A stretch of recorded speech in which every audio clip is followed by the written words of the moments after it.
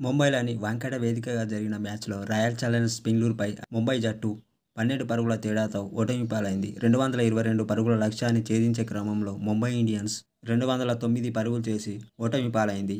అయితే తమ జట్టు ఓటమిపై మ్యాచ్ అనంతరం కెప్టెన్ హార్దిక్ పాండ్యా ఈ విధంగా చెప్పుకొచ్చాడు. భారీ లక్ష్య ఛేదనలో పవర్ ప్లేలో వేగంగా పరుగులు చేయడం కీలకం. కానీ మా బ్యాటర్లు తడబడ్డారు. నిజం చెప్పాలంటే పిచ్ బ్యాటింగ్‌కు అనుకూలంగా ఉండడంతో ఈ మ్యాచ్ పరుగుల వరద పారింది.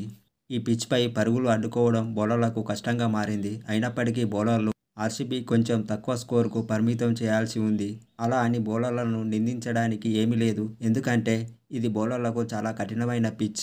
ఆర్సీబీ దూకుడుకు అడ్డడి కట్టి వేసే ఆప్షన్లు కూడా లేకుండా పోయాయి. గత మ్యాచ్‌లో రోహిత్ శర్మ ఆడకపోవడంతో నమన్‌ను మూడో స్థానంలో పంపించాము. ఈ మ్యాచ్‌కు రోహిత్ రావడంతో అతన్ని డౌన్ ది ఆర్డర్ పంపించాము.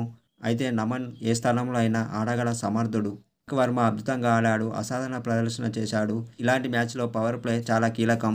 పవర్ ప్లేలో ధాటిగా ఆడలేకపోయాం. కొన్ని ఓవర్లలో బంతిని మిడిల్ చేయలేకపోయాం. అదే మా పతనాన్ని శాసించింది. ఇక బుమ్రా ఉన్న జట్టు ప్రత్యేకంగా నిలుస్తుంది. అతడు అద్భుతమైన ప్రదర్శన చేశాడు. అతను జట్టులో ఉండడం సంతోషించదగ్గ విషయం. ఈ ఓటమి నుంచి పాఠాలు నేర్చుకుంటాము. తర్వాతి మ్యాచ్‌ల్లో ఉత్తమ ప్రదర్శన చేసేందుకు కృషి చేస్తాం అని హార్దిక్ పాండ్యా మ్యాచ్ అనంతరం చెప్పుకొచ్చాడు.